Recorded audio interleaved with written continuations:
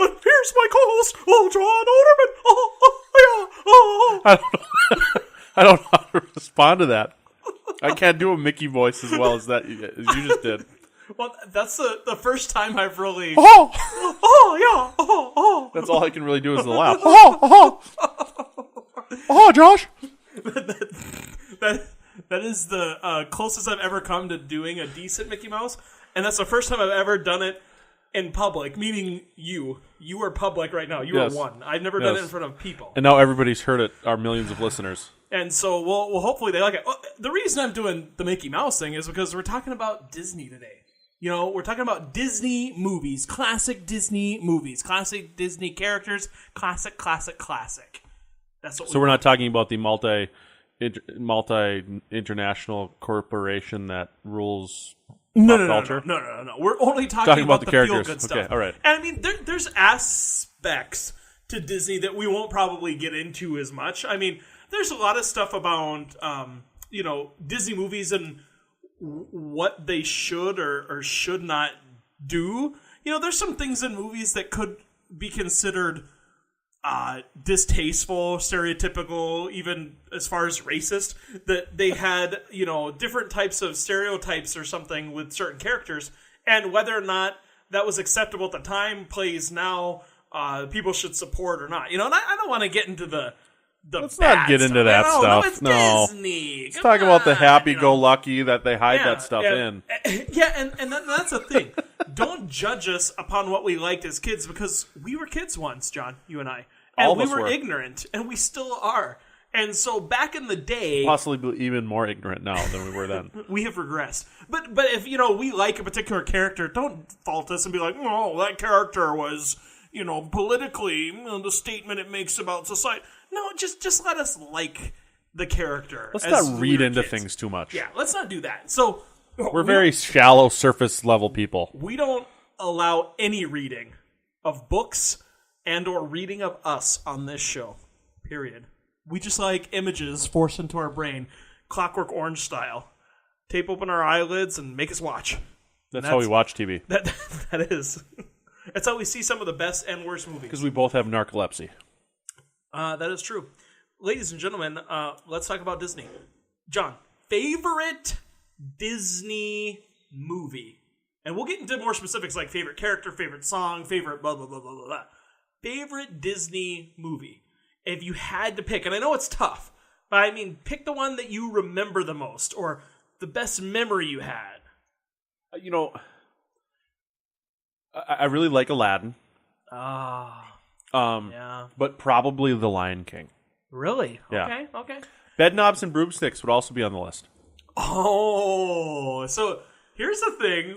I was in my brain thinking animated only. I wasn't thinking of the multi... Well, Bedknobs and Broomsticks is kind of animated a little bit. Well, it's got animated and people. It's kind of the Mary Poppins fame. Mm-hmm. But also, it's not just people. And there's Disney movies that are just people, too. So, okay, so we've got a couple of options here we can talk about. I was more in the animated zone. I'm going to go with Aladdin. And because Aladdin was the first movie I remember watching over and over and over by choice and really loving every aspect of it. I watch old movies. I remember watching Sleeping Beauty as an example when I was a kid. I think we had a copy of that, and it just happened to get stuck on the VCR or something like that. Okay. So I like pieces of it, but there was a lot of that movie that was boring. I didn't care for. Aladdin I loved. And Robin Williams. What about what? Robin Williams? Oh yeah, of course. I mean, he was fabulous, and I loved Robin Williams, so it added to that. And then also, I remember we had an opportunity to watch it in school, and it was like the coolest thing because I could share that love of that movie I had with the other kids in school. And I don't know, I have such good memories revolving that movie. The only bad memory I have is I remember they had Aladdin on Ice at a local venue, and I didn't get to go to it. And I remember being so disappointed. But, it brings me back, though. Bedknobs and Broomsticks, that is a good movie. I mean, I think Murder, it's She Wrote's underrated. in it. What is that? Angela Lansbury's in it. Murder, She Wrote. I thought maybe you were saying, because they had a lot of magical words in that movie, and I thought maybe you were saying one of that, and I misheard it. Yeah. I was like, what? I can't even remember the Triguna Macoides, Trigorum Sadis D. Is that? Been a while since I've seen it. I think I'm gonna look it up, but I think it's Triguna Macoides Trigorum Sadis D. I'm gonna go with that. All right. Let's just pretend that's it. But I mean, I think Disney did something interesting with those movies having animation in with the the real people. I thought that was kind of a unique thing before Who Framed Roger Rabbit did it. I think people associate that style with that movie. I don't think people probably put Bedknobs and Broomsticks in their favorites category. Yep. Which is unfortunate because it was a good show. I have a lot of fond memories about that. I don't know, and it wasn't. I don't even know that it was a great movie by cinematic standards, but it had so many cool elements. But you have fond memories of it. Oh, absolutely. What do you think from like a technical story? In terms of Disney movies, which one do you think is like the closest to like an Academy Award winner there ever was? My favorite story one, and it's actually kind of a cheat because it's all of them are based on stories loosely, like fables or fairy tales. I love Treasure Planet. I think that is a phenomenally executed based on movie. Treasure Island. Yeah, it's based on Treasure Island. So again, they had more source material, but they did such a good job weaving things together, and it was They did, yeah. It was a different spin because it was futuristic. The music and the style of the music fit that kind of punk futuristic kind of fame, but also sticking with that old piratey tale. I just think they did a fabulous job. Voice work was amazing. I think that was a solid Disney movie. Everything from soundtrack to voice work to design style. There's some movies I wasn't the biggest fan of Emperor's New Groove, but it was. I love that movie. I thought I'm a it big was. fan I of thought that it was good. I don't remember a lot of it. I saw it once, and it was like a background show, so I don't. Wrong. I can't necessarily appreciate it that much. But like that one had a different Disney style. Definitely. The animation style was different, and I remember not really caring for it. However, Hercules. The first time I saw that, I was a little turned off by the animation style. I saw it a second time, and for some reason, it clicked in my head that I loved it. Yeah. And I remember watching that thing like rewind, play, rewind, play, rewind, play, and because Hercules I liked is a good the one, music, yeah. and that was one that again, it's like, at first blush, I wasn't as invested with it, but I was able to get into it a little bit more. So To me, the one that should have won an Academy Award, but it just so happened that I think Schindler's List won. I mean, that's an all right movie. Schindler's List won that year. I think The Lion King is on par with most cinematic productions. I think The Lion King is one of the best movies ever. I think The Lion King is good. It's solid. It has. I know we've mentioned this before, I think, but I was really rocked by the fact that it involved a murder, and it has a lot for being such a lighthearted movie with animals. It has a lot of people undertones, and I think one of the reasons they were able to have those dramatics within the movie is because it wasn't people. If you would have had a Disney movie where a human murdered a human, or I mean, even think of the scenes towards the end when Scar is being like, this kind of leader of the women pack of lions, and it's like, get out there and make me some food, woman. And it had.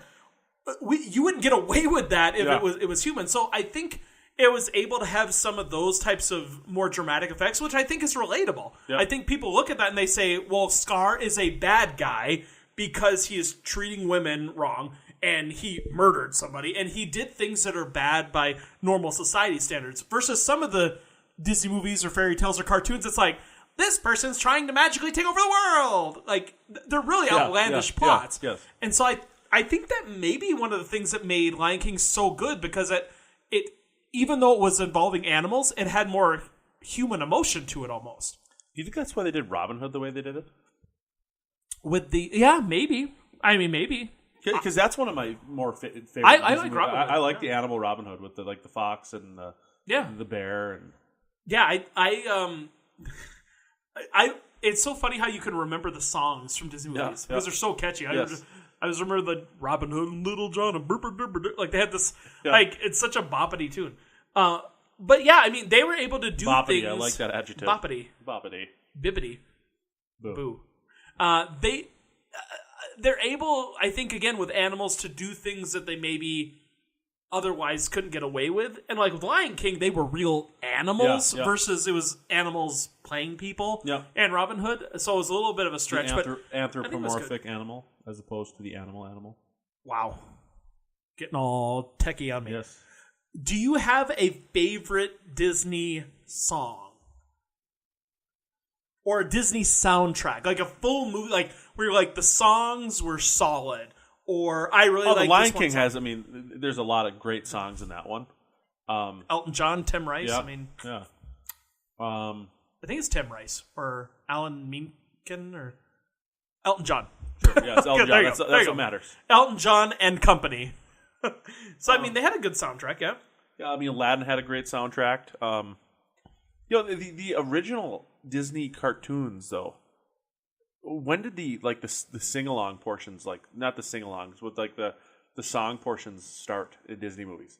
Because Snow White and the Seven Dwarfs doesn't have it. Sleeping Beauty doesn't have it. Well, I mean, Snow White and the Seven Dwarfs had Hi Ho, and they had, they added. Well, yeah, but it wasn't like the characters weren't breaking into song in a regular, you know?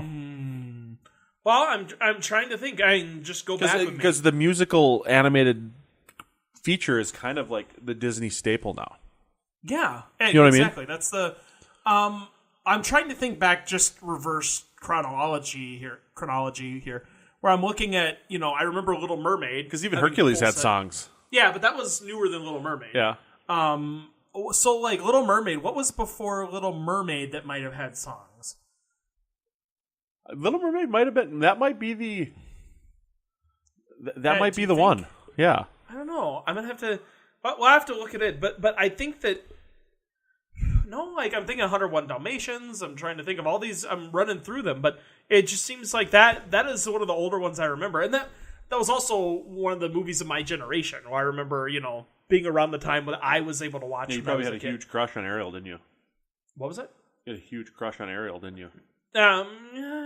Ariel was cute, at the time. Now she's not because she's not of age. At the time, as little boy Josh, she could be cute, but now it's not No, cute. it's gross. Yeah, it's inappropriate, not gross. See, I think Beauty and the Beast had a great soundtrack. yeah, and that was after Mermaid, so I'm thinking maybe Mermaid was because all the movies a lot of them had some sort of songs. The Bare Necessities was maybe the closest I can Jungle think Book, yeah. of a song. Jungle Book would have been way before Little Mermaid. And that Jungle had Book, yeah. Bare Necessities, Ooby Doo, I Want to Be Like, what's the orangutan's name? King Louie. Yeah, King Louie. Yeah, so King Louie had a song. So yeah, I think that one, we'll have to dig deeper into that, but I remember that. Was it The Nightmare Before Christmas? Was that a Disney movie? I don't think so. I didn't care for The Nightmare Before Christmas. At least I've only seen it once, and I hate saying I didn't like something a lot if I haven't seen it at least twice, because it makes me think I could have had a bad day or I might have been in a bad spot. Yeah. On the soundtrack thing, though, I think there's a distinct difference between a musical score that would be on a soundtrack, meaning like somebody else performs them. Elton John performing in The Lion King, like he sang all those songs. He sang Circle of Life. He sang all of those songs were like on a CD with Elton John singing them individually. Mm-hmm. Versus like A Little Mermaid, which was like Under the Sea wasn't something typically people put in the CD player, and they wouldn't hear it on radio regularly. True. Whereas you would hear Circle of Life or Can You Feel the Love Tonight pop on the radio. I think Tarzan had a really solid soundtrack. Yeah. And because Phil Collins. And I think maybe it was the consistency of having an artist behind it. Because in the movie, other artists performed the songs, but he was the kind of backbone of I the love me soundtrack. some Phil. I love me some Phil. I love me some Phil Collins. Yeah, Phil Collins did a good job. So maybe Disney should take note. I think Disney should be listening to our show to take tips on Well, their they movies. are because they heard the word Disney. Yeah, and then they said, ding, ding, ding. Yeah, we know if we need to sue these guys. Yeah, I mean, we need to be on Or seize this. their bank accounts. every Disney movie seems to have 27 straight characters and one comic relief at minimum. Like, that tends to be the case. That's fair. It's usually, I think, a ratio of 27 to 1. So if there's 2 comic relief characters, there's usually 54, straight characters. Who is your favorite comic relief character? Or characters? I love Lumiere in Beauty and the Beast. Would you put Lumiere with Cogsworth? Would you say they were a team? Or just Lumiere? No, because Cogsworth is definitely a straight character. Yeah, I think he's the straight man. What? Absolutely. No. Okay. When Cogsworth goes off, it's because of Lumiere or something else that's going on. Okay. He's reacting to the situation. But there's a difference between... Oh, okay. And this might be a distinct difference. When we talk about Abbott and Costello, right? Okay. Abbott was the straight man, and, Costello was the hammy comic relief. But if they were in a movie together, they were the comedy team, and everybody else was the straight character. I mean, everybody else in the movie is, really serious. Cogsworth, even though he was the more somber, stoic character, he was part of that comedy team. It made Lumiere more funny when Cogsworth was around. Okay. And the court, he had a humor that was a very dry wit. He was the British version of a comic relief character, yes, and then here we'll find us Baroque style. If it's not Baroque, don't fix it. Yeah, okay. It was so stupid that you had to like it, I went to see the Disney Broadway production of Beauty and the Beast. And the best part they added into the show, they got the Be Our Guest song, and they're just da-da-da-da-ba-ba, and you're doing everything. Uh-huh. And Cogsworth is, just stoic the whole time. He doesn't want it to happen. And at the very end of the song, they kept the music going as everything is clearing out. And Cogsworth comes back dancing onto the stage. He's like, we have food, it is good food, la la la. And he's making up lyrics. And it was hysterical because he was such a grumpus, but he was getting into it. And so characters like that, I'm going to put them together. Okay. Timon and Pumbaa. I was just going to say Timon and Pumbaa, yeah. See, I'm gonna have to go with the genie because it was Robin Williams. Yeah, I mean, he was just too. You almost can't even. You almost have to omit him because he's like a shoe-in. Yeah. And then you have to go to what's your secondary? Because I think there was good characters, Sebastian, in Little Mermaid. Yeah. But I think there's also underrated characters. The chef in Little Mermaid, he's phenomenal. Iago in Aladdin. Oh, Iago is good. Yeah. Gilbert Gottfried. Putting it all together, one of Gilbert Gottfried's best impersonations, Mickey Mouse. Really? It's one of the only times he opens his eyes. Did you ever watch USA Up All Night with Gilbert Gottfried? I recall it, but that is a show that has left my memory. I didn't remember it existed. Nobody even references it anymore. But that was a huge part of the 80s, early 90s. There was a show Fridays and Saturday nights. USA Up All Night. Well, and I remember it now that you're saying it, but it was gone from my memory. My pop culture knowledge did not include that until you reminded me of it. It's my brain dissolved. It was filed away. Oh, there's a show, and I want to know what the name of the show was. It was, I believe, on MTV, and there was a guy with a really ridiculous bowl haircut. He'd look straight ahead. He would never talk. And then the host, he was the Ed McMahon character, the guy with that. And then the host had a weird little voice like this, and he'd kind of have a odd mannerisms, and they would have a musical guest, and it was such a weird show. And it's one of those things that if I could just have somebody tell me what that show was, my life would be complete. Because it nags at my very soul. There was a game I rented on regular Nintendo, and I ended up going to a friend's house at a New Year's Eve party you told me this story, 2 years ago and found out that it was Adventure Island, and I didn't know what it was, and it completed half of my soul. Yeah. I had no soul, and then half of it was completed. Now the other half is finding out what the MTV show was. I just need to know, John. So find that out. Let's do some investigative reporting. I want to shift gears now. Back to the Disney. Saddest Disney movie. Saddest Disney movie. This is hard for me. I might have to have you take lead on this one because I don't have emotions in the vein of sadness. Like, I don't get sad or upset at movies typically much. I would say people would typically say, "Oh, it's Bambi because the mom dies," or something like that. And I don't That's feel very. that. It's very like absent emotion. Oh, because the mom dies. Oh, I don't have a mom. Yeah, look at me, I'm Bambi. That's how I feel. Like, I don't get too. I'm not a bad That is person. dark.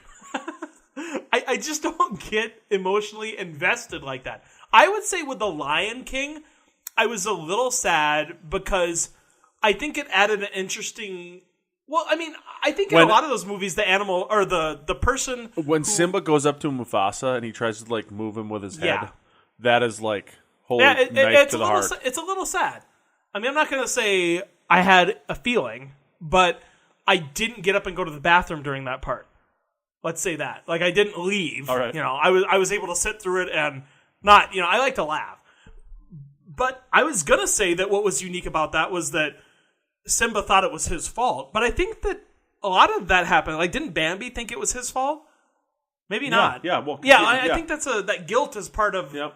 It's just like a formulaic thing Disney does. So like, Because no somebody one else in the dies, field. somebody doesn't like it, somebody feels guilty, and they kind of put that in. I don't know. What's your saddest movie? Do you think it's The Lion King or the? It's Bambi or the Lion King. See, I don't even remember Bambi that much. I guess I didn't really get into it. Probably the Lion King. The Lion King is probably the one that gets me the most. Okay. Because I think the thing that gets me about the Lion King is it's like he was so close to out, and then it's the murder thing by Scar, where like Mufasa goes, he saves his kid, and he's out, and he gets killed by his brother. Yeah, that's true. So it's kind of like that, almost. Almost. It's where you're on the edge of your seat. It's almost not a knowing if heroic somebody's gonna moment, and make then it. you think he's going to make it, and then spoiler alert, he doesn't. You spoiled it. And we didn't give 3 spoiler alerts with a 15-second break between. People are going to be so upset. Which movie, do you have a Disney movie that you hated or you really didn't think fit the whole Disney universe or theme? There are those outliers like The Great Mouse Detective, Hunchback of Notre Dame. Hunchback of Notre Dame was, people always say, okay, there was this stereotypical character that was probably not politically correct today. There was the inclusion of an animation or an image that was inappropriate that was slipped in by an animator. Mm-hmm. Hunchback of Notre Dame was just dirty. Like, there is literally a scene with a priest singing about the fiery desires he has for this woman. And, like, I'm like, kids are watching Yeah, the... Like, yeah. I mean, it wasn't even, like, subtle. Yeah. And it wasn't animals, so you couldn't hide it behind, like, scars, like, I want to marry you, woman. Da-da-da-da. And there actually was a Scar song about him wanting to marry Nala. And that actually is included in the Broadway version of it. So It was cut from the movie. If you haven't seen the Broadway version, I need to check that out. Yeah. Broadway version is good. A Broadway version of Lion King is a little bit artsy. Like, they take some artistic stylizations. I'm saying words. I don't even know if they're real. They're taking some artistic liberties with the style. And they bring in a lot of, cultural, artistic styles with the masks and the costumes and stuff. And it's kind of cool. But it is artsy in a way, so you might look at it, you might say, well, this is a weird scene because of the way they stage it, but it's not like a typical show, but it's great. Now, speaking of Scar, best Disney villains. Oh, Scar. Period. Right? Scar. Scar will always be the best Disney villain. Okay, but how about like top 5? Period. Scar. All 5 of them. I'll go ahead and put Jafar. Okay. I'm going to say this, and this isn't an answer. I'm going to say this as to why I'm excluding it. Gaston, as a character, I like Gaston. I think Gaston's song, the self-entitled song Gaston, is great. One of my favorite Disney songs, but he wasn't an evil villain. He wasn't he wasn't evil enough. He was like just jock. He Yeah, was a John yeah. Overman type. Whoa. Okay. But all right, but gotcha. I mean, he wasn't villainous enough. So Scar, Maleficent. Jafar. No? See, Maleficent. Back in the day, again, I didn't like Sleeping Beauty as much as a lot of the other movies. But She's got to be one of the most BA villains, though.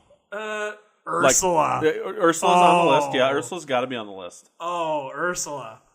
I mean, this goes back to that the show we were talking about, Celebrity Crushes. Yeah. Ursula. Yeah. Oh, absolutely. Yeah, Ursula. Yeah, she is great. Like she's one of those ladies that, like, I wouldn't say that she's the fairest in the land. Let's say by typical body shaming objectivity standards, but she thinks in her mind, and she knows in her mind that she has it going on.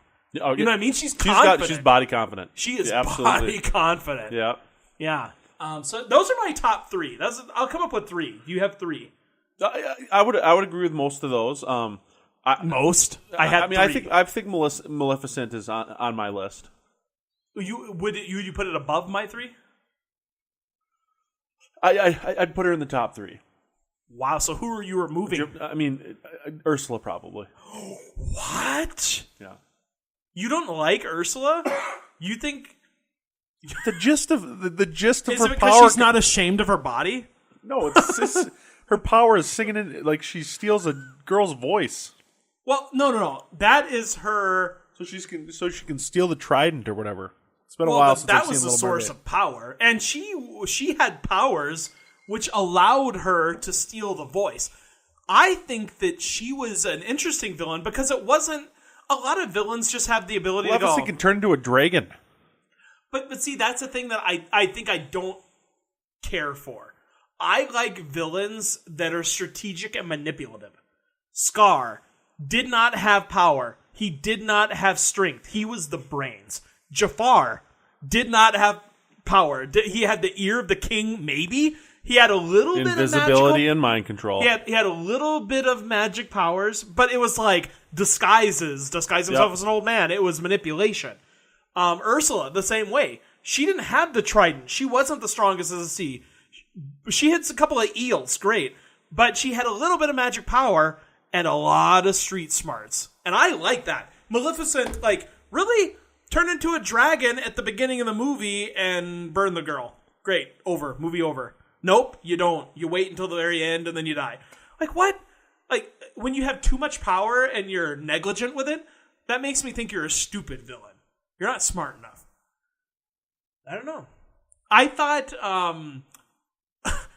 thought Hades was a funny villain. Oh, yeah. He was very humorous. James Woods, right? Yeah, James Woods. Yeah, he did a great job. Yeah, he was James Woods. He just played himself, and he's like, man, I'm going to talk like this. Well, and here's the great thing about the topic that we're talking about here.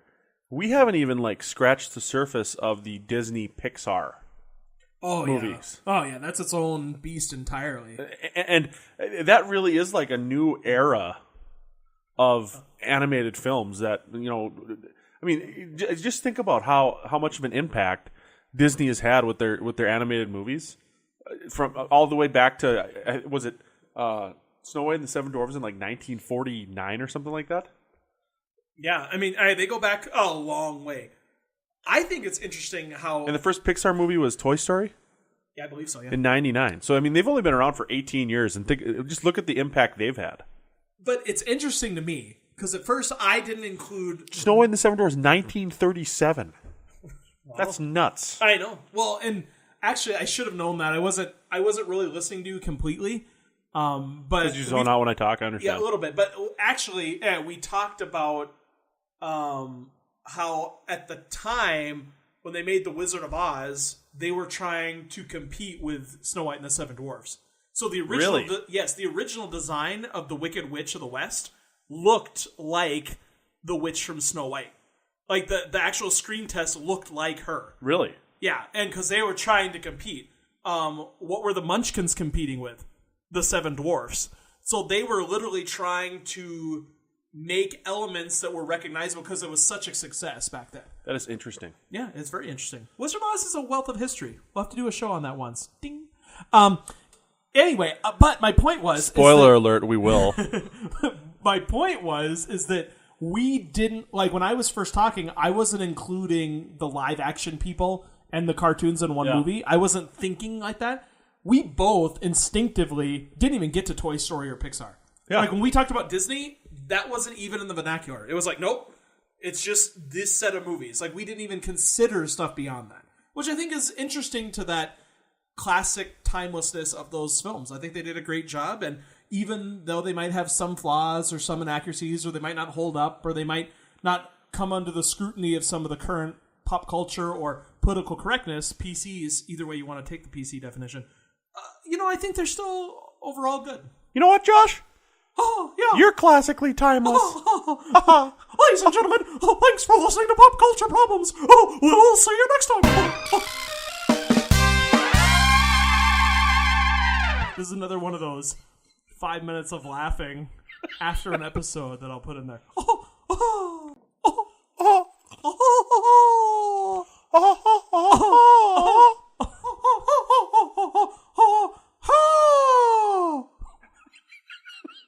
That was his theme per Mickey Mouse.